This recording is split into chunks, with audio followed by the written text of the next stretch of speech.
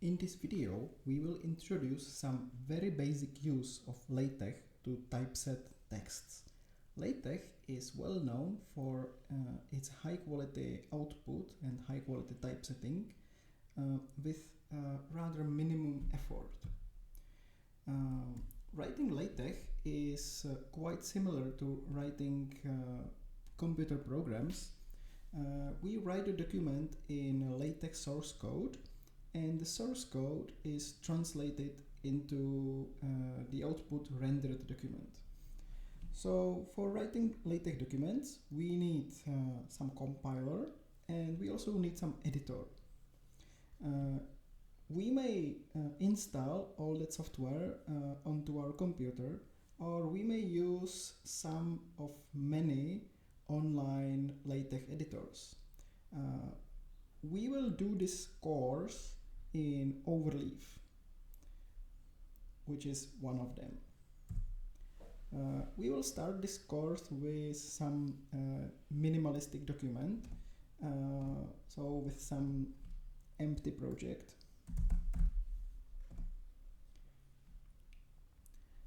To make this document really minimalistic, let's start with empty file.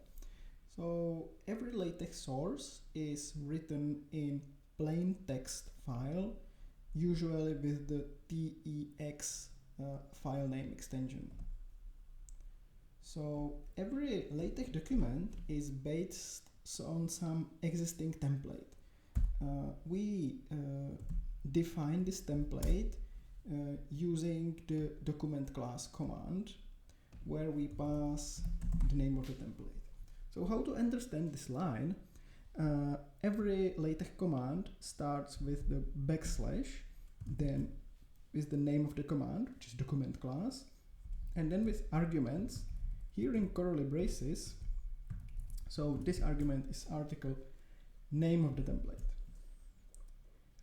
Besides commands, we also have so-called environments. Every environment starts with begin and finishes with end of the same named environment.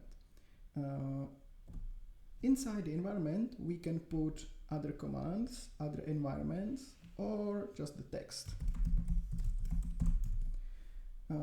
So this document environment is special because when we hit compile or recompile, the output contains the text which is inside the document environment. Well, what about the compilation? For LaTeX, there exist multiple compilers. Let's take a brief look at them. The most basic LaTeX compiler is LaTeX. On command line, it's LaTeX command. LaTeX generates the file in format DVI. If we need some special features, this may be useful, but most people are happy with PDF. So for that, PDF LaTeX is much better because it generates PDF directly. Some more advanced features are available in so-called ZLaTeX. So for this course, we use ZLaTeX. Well, the text we write into the document environment directly is directly rendered. There are some commands which can change the text. So when we want to emphasize something,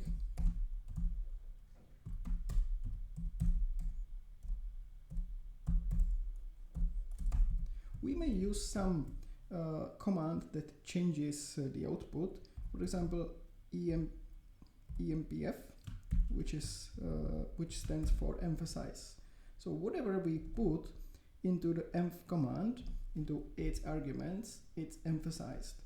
How is it emphasized? This depends on the document class. So everything, how the document looks, is defined in the document class. If we are not happy with how it looks, we may change it using some basic LaTeX command, or rather choose another document class. Well, what if we want to put some hierarchy in our document? We may use section heading using the section command. So in the argument of the command, we may put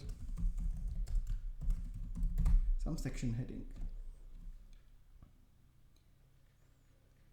How the heading looks and how it's numbered depends again on the document class.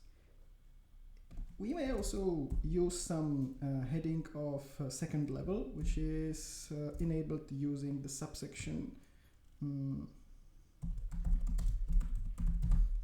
command. These numbered commands usually have unnumbered version. So if we have this other heading without number but the same look, we may use subsection asterisk command, and it's without number. Well, what if we want some longer paragraph? Well, all the text we insert there is part of one paragraph. It's regardless the white space we put there, because LaTeX always changes all the white space, like new line, space, tabulator, everything into single interword space. This feature is there so we can arrange and organize our source how we need.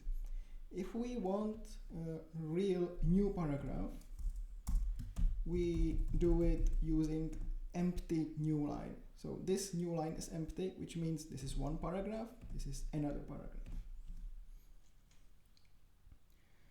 Well, so everything we put inside the document environment without any special command is rendered with basic text, basic font.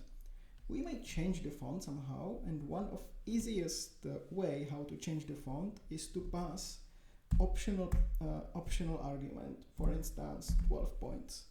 So you may see extended syntax where the command document class can take argument in curly braces and argument in square brackets. The difference usually is that curly braces mean mandatory argument. It must be there. So we must say which document class we need. There are also optional arguments, so we didn't need to specify the font size and it worked, but we may specify the font size if we need. That's why it's optional. So this way we increase the font size of everything inside. Well, the last thing for basic use of LaTeX, if we are not happy with the embedded commands and environments inside LaTeX, we may extend it. So how to extend it? We may put something in the so-called preamble. So the space between document class and begin document. This is not the place to put plain text. On the other hand, is the place for declaration,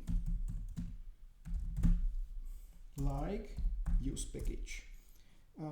Let's take a look at one particular package, lorem ipsum, which enables us to generate text, to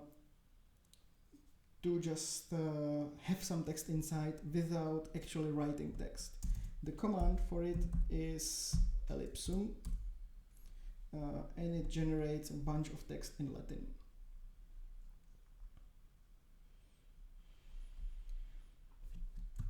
Well, this was the basic use of LaTeX